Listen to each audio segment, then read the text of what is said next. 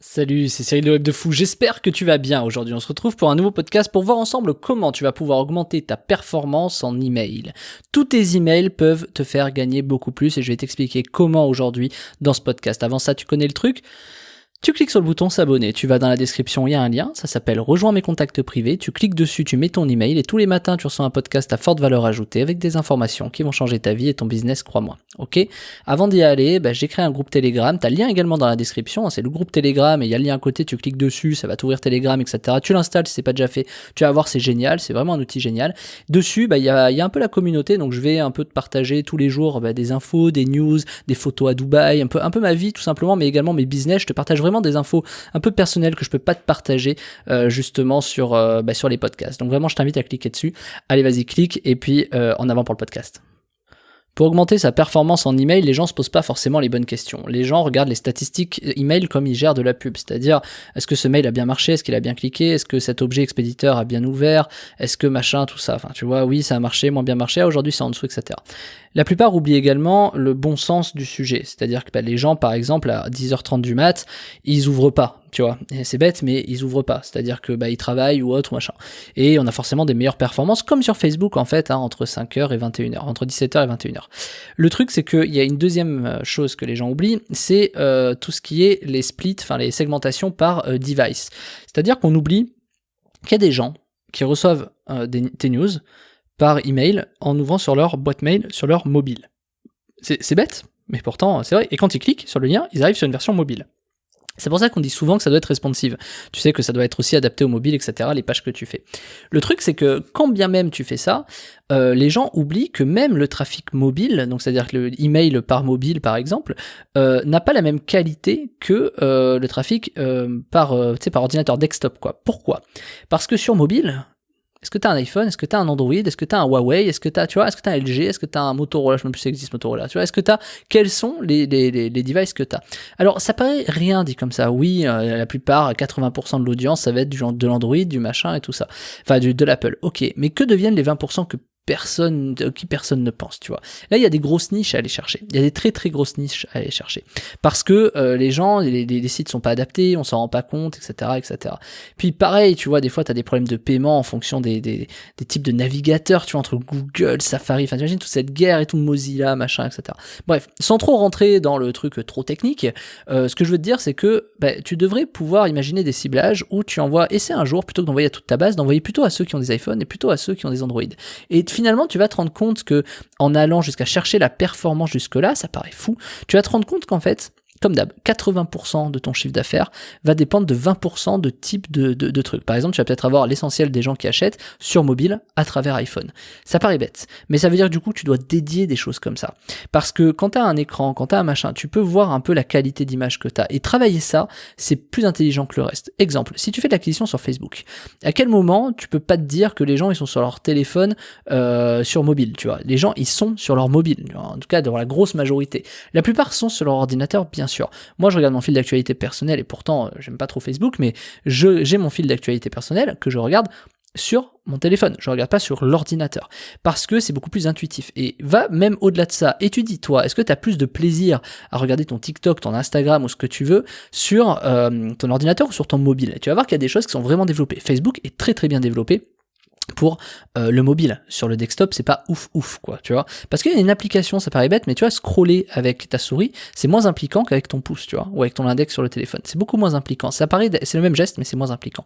Pourquoi je te dis ça? Parce qu'il faut que tu travailles des ciblages de cette sorte-là, mais il n'y a pas que ça, je te donne des idées comme ça, il y a plein de choses, il y a énormément de choses, ça se trouve, la plupart de ton audience est en Amérique, tu vois, j'en sais rien, tu vois, il y a des trucs comme ça, il faut peut-être un peu faire attention à tout ça, donc c'est important de savoir d'où viennent ces gens-là, mais également, le segmentation, et je le dirai jamais assez si tu m'écoutes depuis longtemps, la segmentation comportementale, c'est-à-dire tout ce qui est quels sont les comportements, où est-ce que les gens ont cliqué, combien de temps ils ont ouvert l'email, en combien de temps, c'est-à-dire à quel moment ils l'ont reçu, à quel moment ils l'ont ouvert, à quel moment ils ont cliqué. Et ça paraît bête, mais ça paraît tellement bête.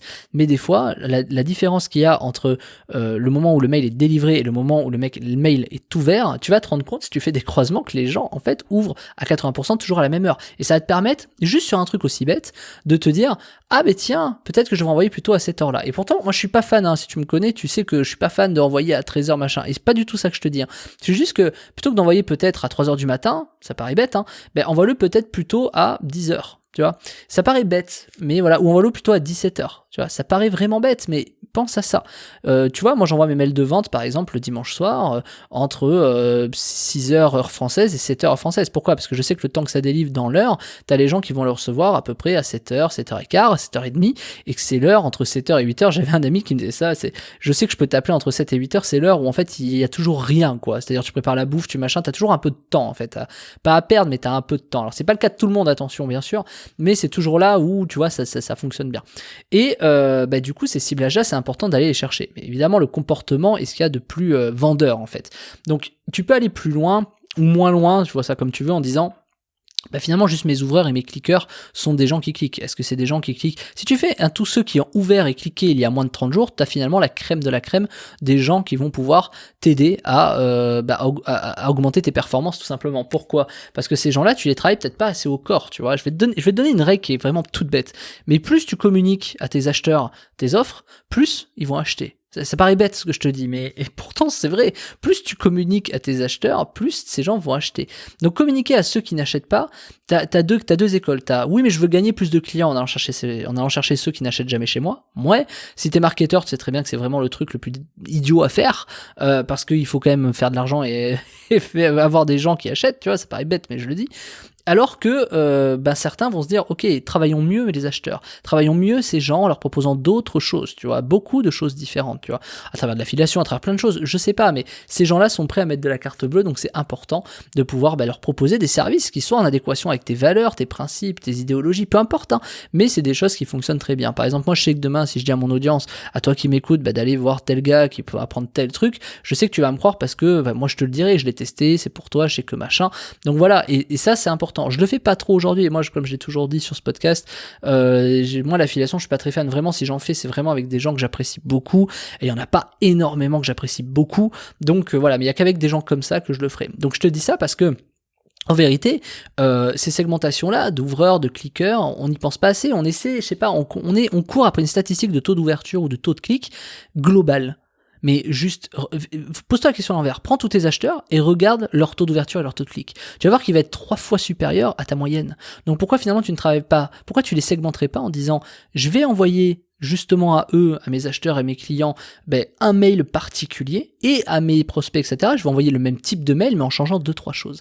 Tu vas voir que les gens vont pas avoir la même expérience. Ça te permet même d'ab-tester des choses sur tes acheteurs et des choses sur tes prospects. Je te dis ça parce que moi, je l'ai fait fut un temps. Ça, tout ça, maintenant, dans mes business d'affiliation et d'emailing, c'est automatisé. Mais tout ce qui est A/B testing, c'est device, etc., moi, j'ai trouvé des trucs dans mes types d'audience qui marchent constamment. Je le fais pas encore sur Web de Fou, mais je te le dis vraiment, il y a des trucs qui fonctionnent énormément dans de l'affiliation, dans l'emailing, etc. À partir du moment où tu peux couper tes devices, donc iPhone, Android, comme je te disais, mais également ceux qui ouvrent tout le temps tes emails, ceux qui ne les ouvrent pas, ceux qui s'en vont mais qui reviennent. Il y a des comportements, tu te rends pas compte, voilà. Et il faut savoir qu'au fur et à mesure du temps, plus t'avances, plus t'as des gens qui se désabonnent, et plus quand les gens se réabonnent, tu les re-shootes jamais.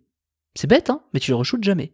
C'est-à-dire que, tu vois, des fois, il y a des mecs qui se désabonnent, qui reviennent depuis un autre biais, et qui se disent, ah ouais, mais c'est vrai que je m'étais désabonné parce que ça me plaisait pas au moment où j'y étais, ce qu'ils faisaient. Tu vois, moi, imagine, t'as un mec qui arrive la semaine dernière sur ma formation, comment déceler une arnaque, ou un truc comme ça, il se dit, ouais, pourquoi pas, mais non, je me casse, il revient, il a pas vu, puis ça se trouve, mes autres contenus, etc., il sait pas que peut-être c'est hyper adapté pour lui.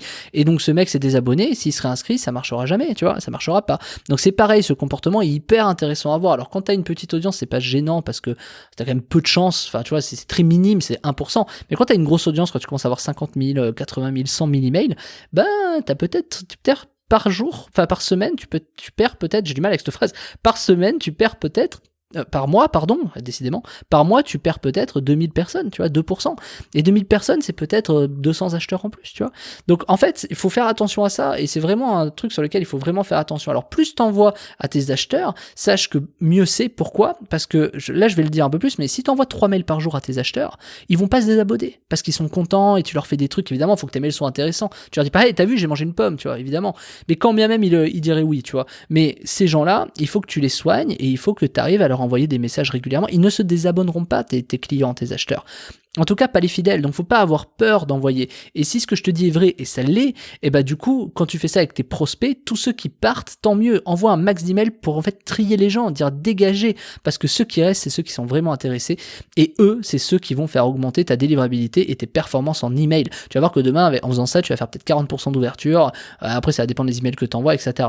Mais bien évidemment, tout ça, tu peux le faire qu'à partir du moment où tu as suivi un process bien précis, un process de chauffe, un process où tu peux construire ta réputation auprès des FAI comme Orange, Gmail, etc. Tu as tout un process que personne ne connaît, ce qu'on appelle un livre blanc, hein, clairement. Il y a vraiment un livre de bonnes pratiques que personne ne connaît en France aujourd'hui, puisque c'est un livre qui est bien caché du monde des gens lambda, j'ai envie de te dire. Et ça, c'est quelque chose que nous, on a appris en 10 ans d'expérience, et je peux t'assurer que depuis qu'on applique ça, nos perfs, ça nous permet d'envoyer des millions d'emails tous les mois en respectant ces règles, hein, qu'on connaît maintenant et qui nous permettent d'avoir des performances qui sont juste extraordinaires au vu des volumes qu'on a. Donc vraiment, je t'invite à prendre cette formation si tu fais de l'emailing de près ou de loin. Elle s'appelle Comment réussir son emailing de masse de zéro.